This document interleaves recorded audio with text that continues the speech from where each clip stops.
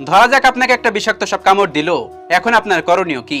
সাপের পিছনে ছুটে তাকে ধরে ফেলবেন, তারপর সাপের কাছে জানতে চাইবেন কেন আপনাকে কামড়ালো এবং আপনার অপরাধটা কি? নাকি কামড় খাওয়া জায়গায় পরিচর্যা করবেন, নাকি নিজে সুস্থ হওয়ার জন্য প্রয়োজনীয় পদক্ষেপ নেবেন? নিশ্চয়ই আপনার সুস্থতা অগ্রাধিকার পাবে।